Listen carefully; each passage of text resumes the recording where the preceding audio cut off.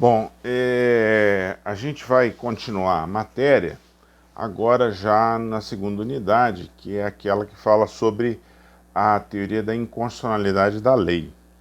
Esse é o nosso próximo tópico. E eu queria avisar que eu coloquei no mural também, como vocês já devem ter percebido, quem acompanha aí o mural, coloquei há pouco, o primeiro capítulo de um livro, está em PDF, de um livro chamado Controle de Constitucionalidade Estadual. Nesse momento, eu coloquei o primeiro capítulo, depois eu posso até colocar mais capítulos, eu fui autorizado pelo autor do livro a fazê-lo, que é um amigo meu, e ele fala sobre a questão da classificação das normas de observância obrigatória para os Estados-membros na Constituição de 88. É o primeiro capítulo e está lá. É uma leitura complementar, não é uma leitura obrigatória, mas é o melhor texto que tem sobre isso. Eu estou dizendo de um modo geral. Você não vai encontrar um texto tão bem escrito sobre esse tema quanto esse que eu coloquei lá, porque é um tema é uma dissertação de mestrado. O autor se chama Léo Ferreira Leonci, foi meu colega de mestrado, e ele tem estuda federalismo, e ele fez um apanhado bastante amplo sobre a temática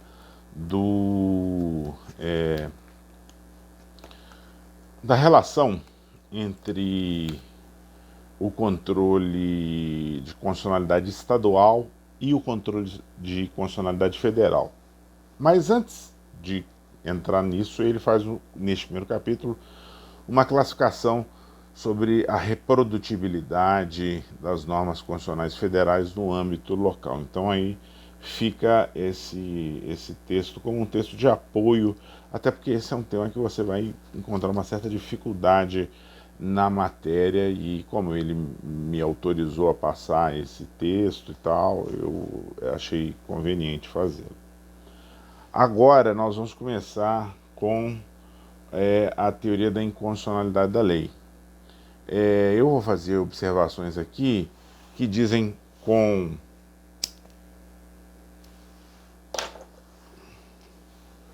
o controle de constitucionalidade, mas antes de tudo, que dizem com a teoria da inconstitucionalidade da lei. O controle, na verdade, é o terceiro tópico. Então, nas aulas dessa semana, eu avanço o quanto possível nessa unidade número 2. Vou ver se eu consigo avançar bastante nisso aqui, para poder chegarmos a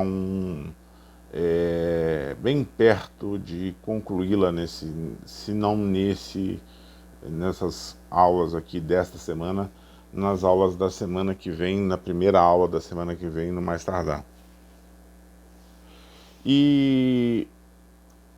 Então vamos lá, vamos ao que interessa. Eu tinha dois textos que geralmente eu dava como textos de apoio, também são excertos de livros que eu deixava no Xerox, que não constitui nenhum problema do ponto de vista dos direitos autorais. Um era um excerto de uma dissertação de mestrado do professor Marcelo Neves, chamada Teoria da Inconstitucionalidade da Lei, e depois um outro excerto do professor Gilmar Ferreira Mendes. Com relação ao professor Gilmar, que também é a tese de mestrado dele, que eu deixo lá um pedaço, vocês vão encontrar muita coisa repetida dentro do livro. Então eu acho que o prejuízo é muito pequeno. Mas vocês podem tentar achar esses dois livros, talvez aí e tal, mas não vou exigi-los diretamente. Claro que questões como classificação ou tipos de inconstitucionalidade, isso está natureza da norma inconstitucional, tudo isso está no livro texto à disposição na biblioteca virtual, portanto é objeto sim, ou será objeto sim, de cobrança. Eu faço portanto, referências a esses dois textos, as duas dissertações, uma chama Teoria da Inconstitucionalidade da Lei, do professor Marcelo Neves, e outro chama Controle de Constitucionalidade, Aspectos Jurídicos e Políticos. Os dois são da editora Saraiva. E, de um modo geral, eles tratam sobre o fenômeno da inconstitucionalidade. O que é uma lei inconstitucional ou o que é uma situação de inconstitucionalidade. Nessa altura do curso de Direito, vocês já viram, e viram até comigo também, a noção de hierarquia normativa. A Constituição brasileira é daquelas que se inscreve no rol das constituições rígidas, o que significa dizer que a sua modificação é dificultada em face daquilo que se tem como modo de modificação do resto do ordenamento jurídico. E essa diferença gera uma supremacia hierárquica do texto constitucional face à legislação infraconstitucional, seja ela a legislação infraconstitucional editada pelo legislador federal ou pelos legisladores locais. Isso pouco importa. O fato é que o texto brasileiro é vinculante,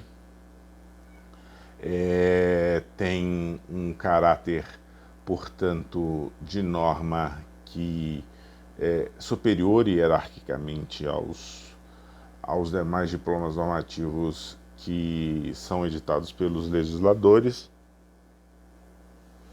e a Constituição como um todo será objeto de parâmetro, será parâmetro para o controle de constitucionalidade.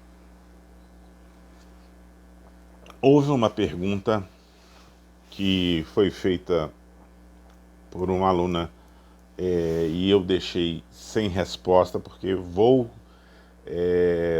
tratar disso aqui dentro dessa teoria da inconstitucionalidade, ou ainda melhor dizendo, no controle de constitucionalidade, que diz com o chamado controle de convencionalidade. Eu tinha até entendido errado a pergunta, dei uma resposta porque li rapidamente e achei que se tratava de controle de constitucionalidade. Falei, olha, eu vou remeter isso para o futuro. Mas aí ela mandou um outro e-mail e esclareceu que a dúvida dela dizia com o chamado controle de convencionalidade. Isso é um tema que eu tratarei lá quando tratar sobre parâmetros de controle. Mas eu vou começar com o clássico, que é aquilo que diz respeito com a ordem jurídica de países, no caso o Brasil, que adotam esse princípio de supremacia da Constituição, supremacia normativa da Constituição em face dos demais atos jurídicos estatais. Aqui eu estou, portanto, no campo das constituições, como eu já disse, rígidas. A Constituição brasileira é uma delas. Aliás, todas as constituições brasileiras desde 1891, né, a primeira Constituição da República, são constituições rígidas. A Constituição brasileira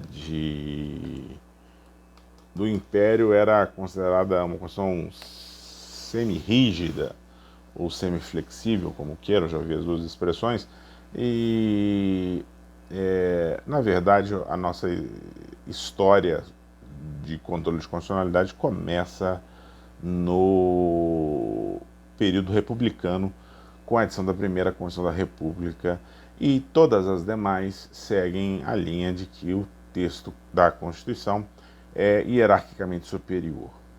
Agora eu quero fazer algumas observações que são desses textos que eu fiz referência aqui para vocês, sobre a noção da inconstitucionalidade do ponto de vista da teoria geral do direito. Algumas coisas precisam ser entendidas e muitas vezes não são entendidas bem. Uma delas diz com o fato de que, quando eu falo em inconstitucionalidade, eu estou falando num fenômeno que ocorre ou tem um caráter intrassistêmico. O que eu quero dizer com isso? É um fenômeno que ocorre dentro do sistema, mais especificamente dentro do sistema jurídico de um país, de um sistema jurídico nacional. O que precisa ser esclarecido de antemão é a noção de sistema e que tipo de sistema é o sistema normativo. Sistemas, ou a noção de sistema, é uma noção ampla, que tem múltiplos usos e múltiplos significados. Ela tem, no entanto, um tronco comum.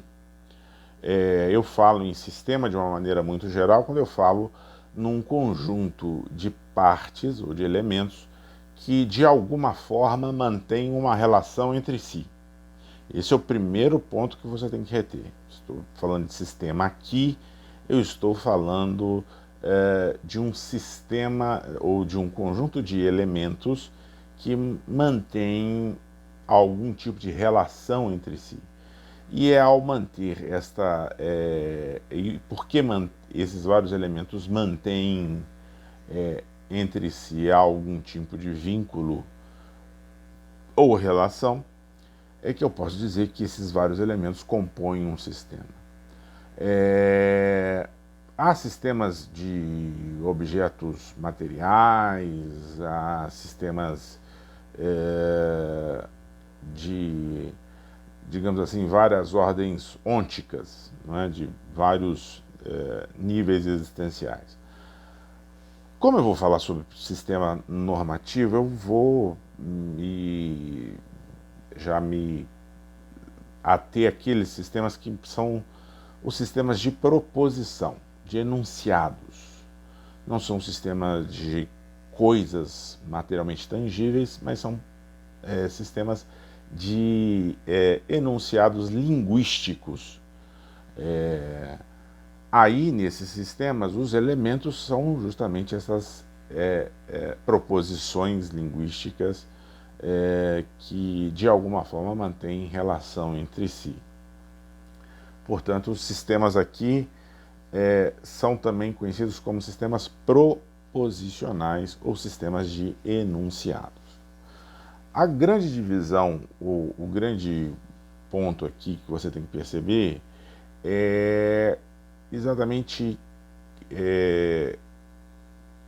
a que tipo de proposição eu me refiro quando estou falando de um sistema jurídico, que é um sistema de proposições. Sistemas proposicionais, sistemas de enunciados, eles podem também se subdividir em vários grupos.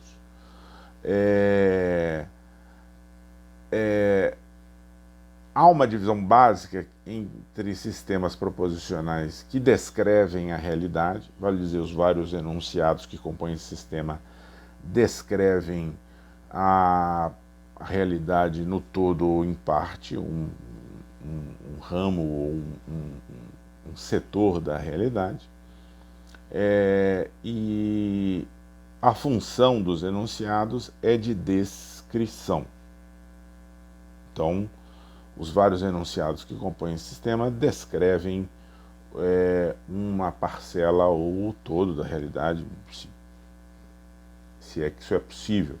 Mas, se você pensa bem, você consegue perceber que esse tipo de sistema de caráter proposicional descritivo corresponde a uma boa parcela daquilo que você já estudou durante toda a sua vida, como entendendo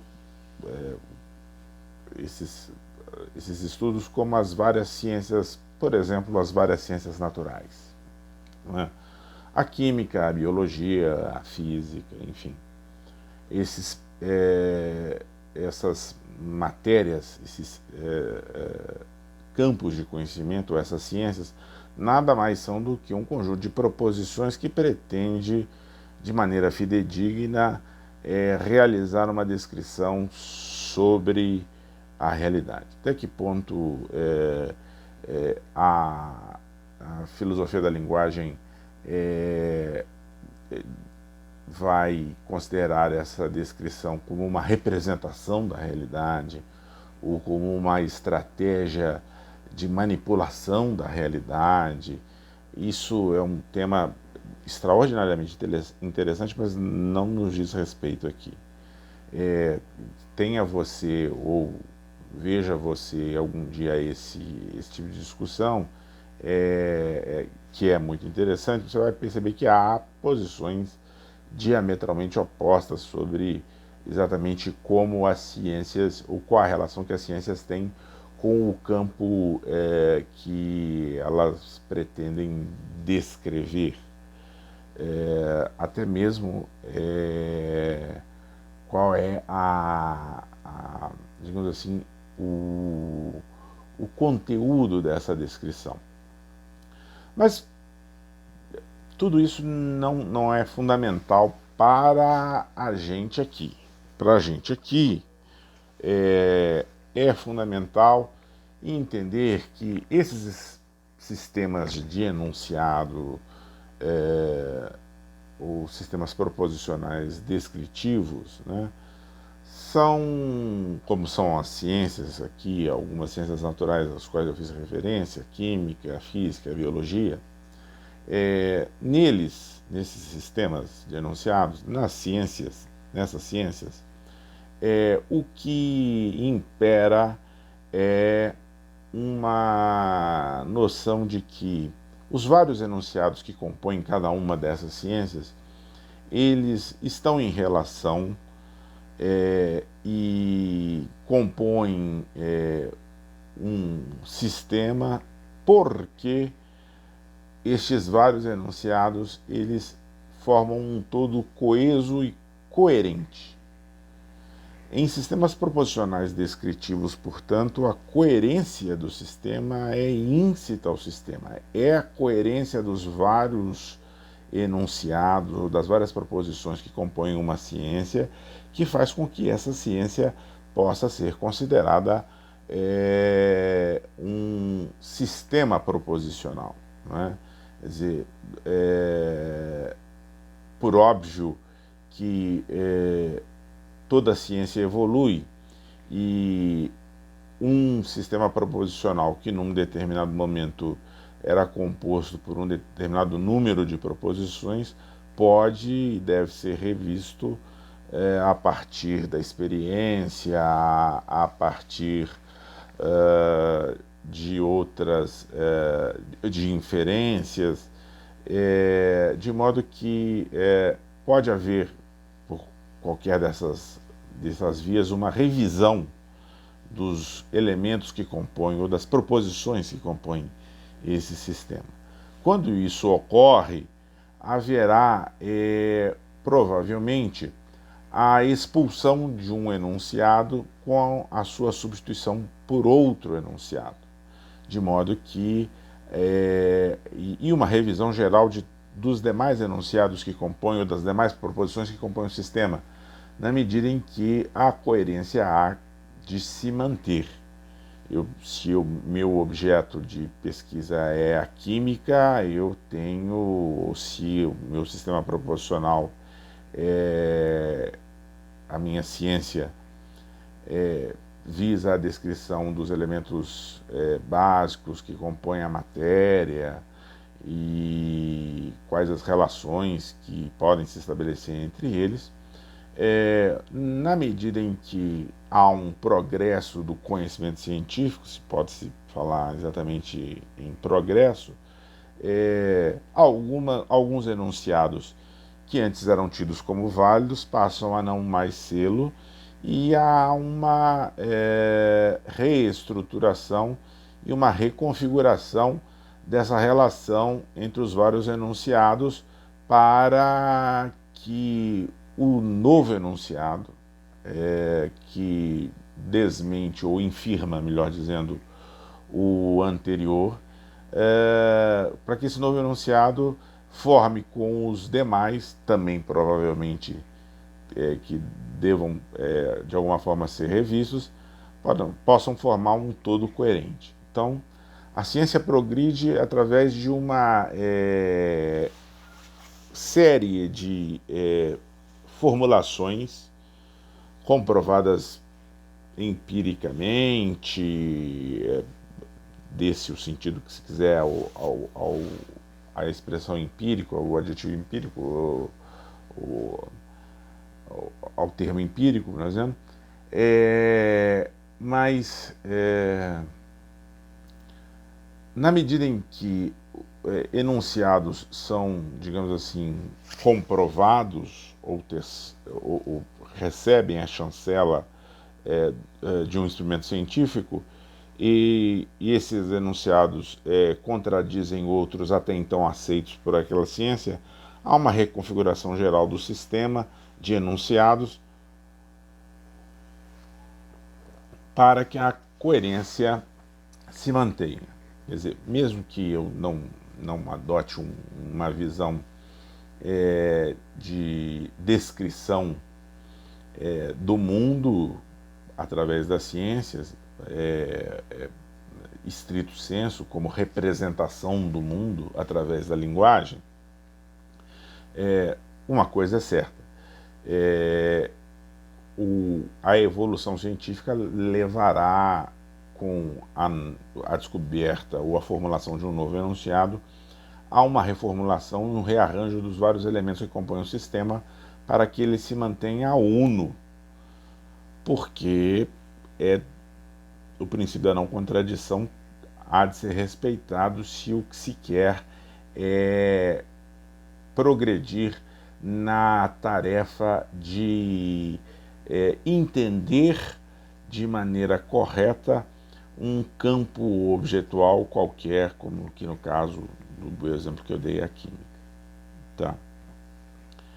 Portanto, o elemento para esses sistemas proposicionais descritivos, o elemento de união, o fator de união dos vários elementos que compõem sistemas proposicionais descritivos é a coerência interna. Quer dizer, não tem jeito, não há possibilidade de se admitir contradições internas num sistema proposicional descritivo. Ou vale uma ou vale outra. Se valessem as duas ao mesmo tempo, sob todas e mesmas circunstâncias, nós teríamos uma inconsistência de caráter lógico que impediria a classificação desse sistema proposicional como um sistema que se aproxima ou pretende lidar descritivamente ou pretende representar, se você quiser, assim, essa uma expressão perigosa, a realidade ou um campo da realidade. Então, coerência em sistemas descritivos, sistemas proposicionais descritivos é elemento essencial. Agora, existem sistemas proposicionais que têm um caráter e mantêm com a realidade uma relação diferente da descrição. Na verdade, esses sistemas de proposição têm caráter normativo e eles não querem descrever a realidade, eles querem prescrever para a realidade, eles querem dizer como a realidade deve ser. Eu posso ter sistemas proposicionais normativos de várias índoles. Por exemplo, há algumas partes do conhecimento científico de caráter tecnológico, onde o que se acumula são uma série de enunciados que compõem um know-how sobre como eu consigo manipular a natureza.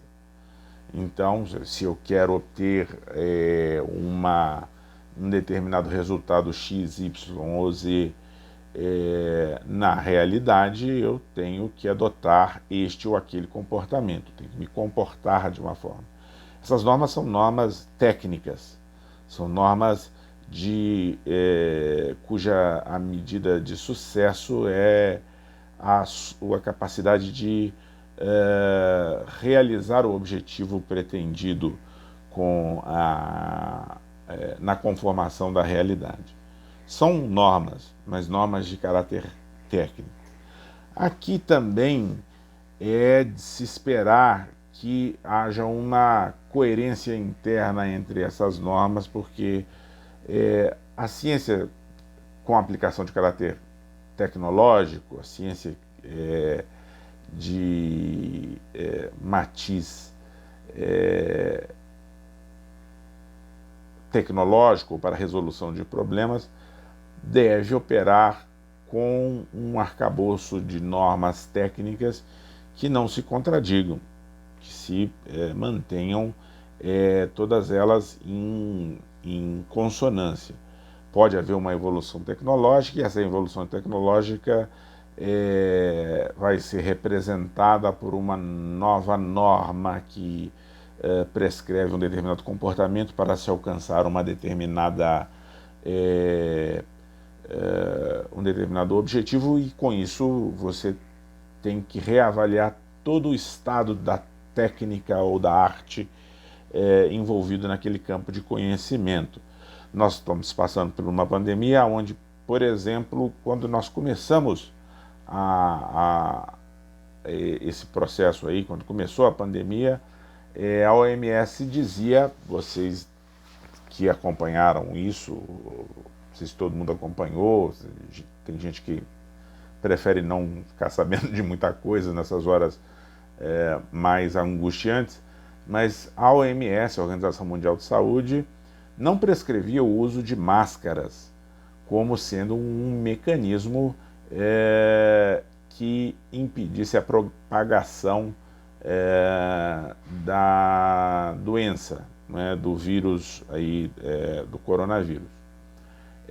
Uma série de experimentos e a experiência coletada diz que para fins de diminuição da propagação, ou pelo menos desaceleração da propagação do coronavírus entre a população humana,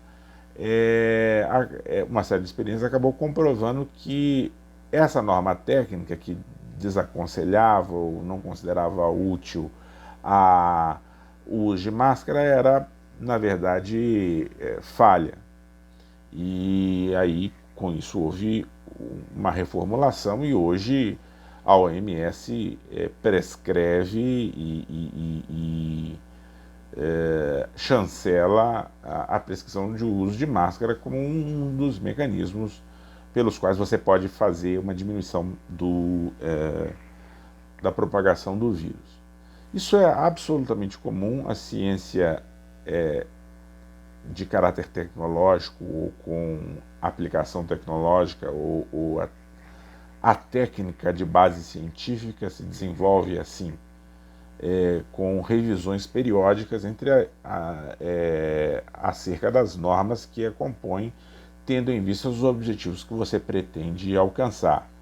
O objetivo aqui, primeiro, era sempre diminuir a propagação do vírus e, para isso, por vezes, as regras técnicas, as normas técnicas mudam, porque se chega à conclusão, através da experiência, que esta ou aquela norma foi mais ou menos bem sucedida no objetivo que se pretendeu. E aí você reformula. Também a coerência que joga um papel importante, mas a eficiência joga ainda um papel mais importante do que a coerência.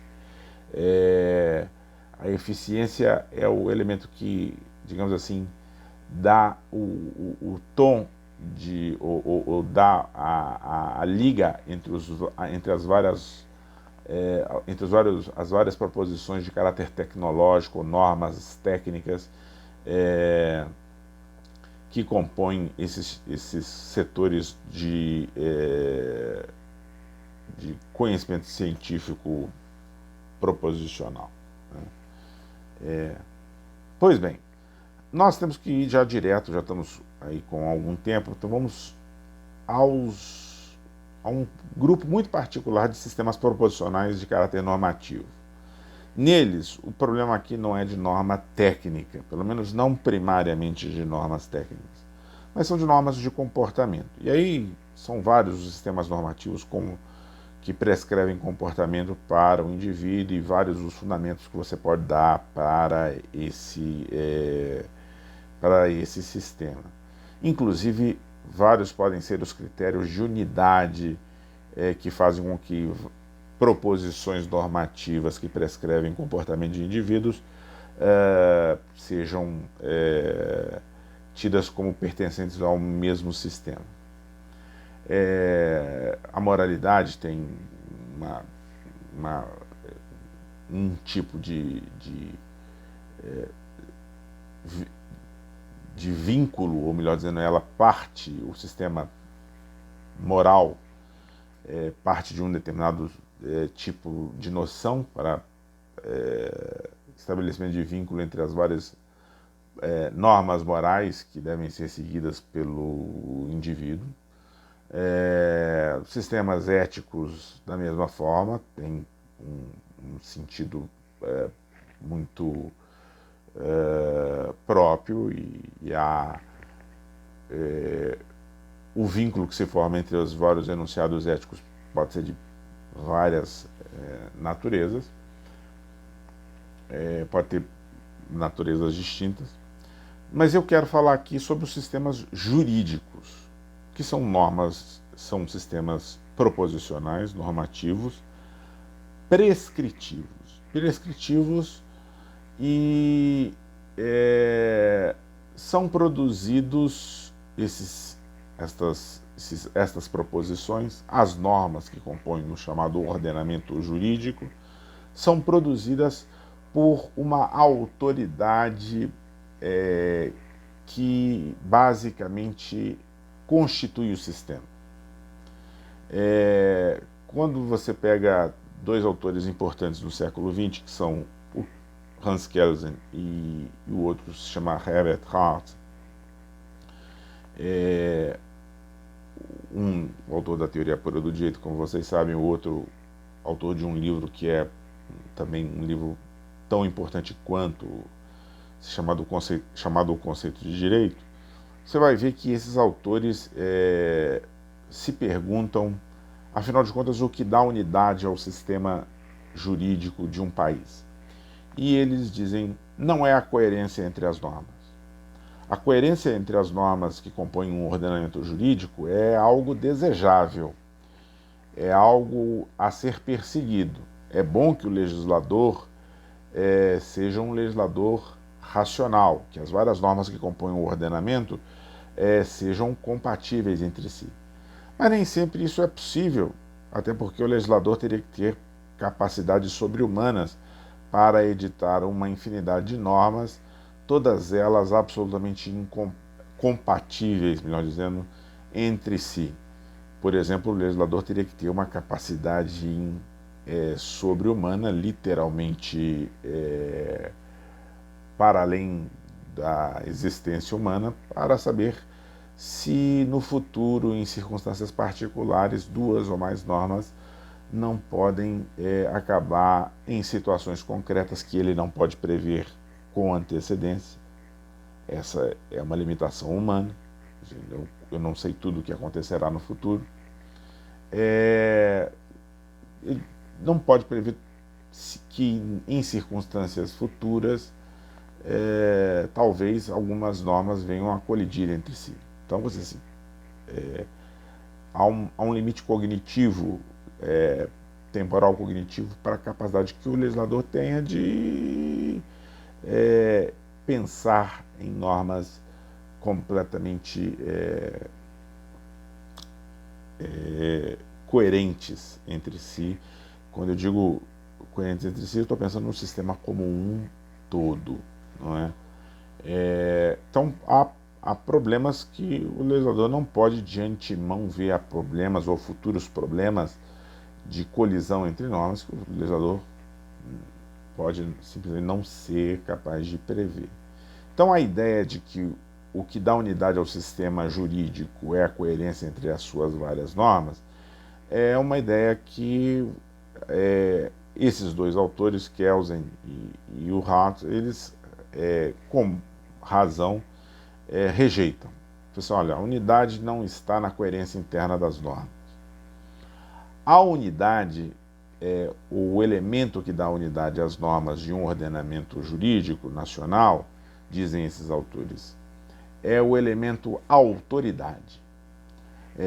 Em termos muito diretos, uma norma pertence ao ordenamento jurídico de um país se e somente se ela foi produzida por quem tem a autoridade para fazê-lo.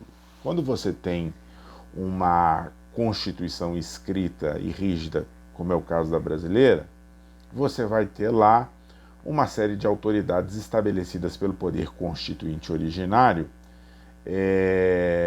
Ele próprio tem a sua autoridade não estabelecida por normas, mas tem uma autoridade faticamente estabelecida. Mas nós já estamos lidando com uma Constituição feita. E a partir daí, tendo se manifestado o poder constituinte originário, uma das tarefas que ele cumpre quando escreve a Constituição, quando plasma a Constituição, é estabelecer uma série de autoridades que terão a capacidade de produzir as normas que compõem o ordenamento jurídico. E aí, estas autoridades que são o elemento de unidade do ordenamento jurídico. Nós acabamos de ver na última unidade normas sobre processo legislativo, falamos um pouco sobre o legislador federal, os legisladores locais, e com isso nós mapeamos, ainda que sem querer, a forma e quais as autoridades e a forma pelas quais essas autoridades podem propor ou podem produzir normas que pertencerão à noção aqui de pertinência, que serão pertinentes ao ordenamento jurídico. Nós vimos as normas de processo legislativo, sabemos que o poder legislativo ele está presente no plano federal e é exercido através do Congresso Nacional, nos estados através das assembleias legislativas, nos municípios através das câmaras. Então a primeira questão aqui é essa, e com ela eu fecho essa primeira parte deste vídeo. A unidade do ordenamento jurídico é uma unidade de autoridade. Eu posso afirmar que a norma compõe o ordenamento jurídico brasileiro se e somente se ela vem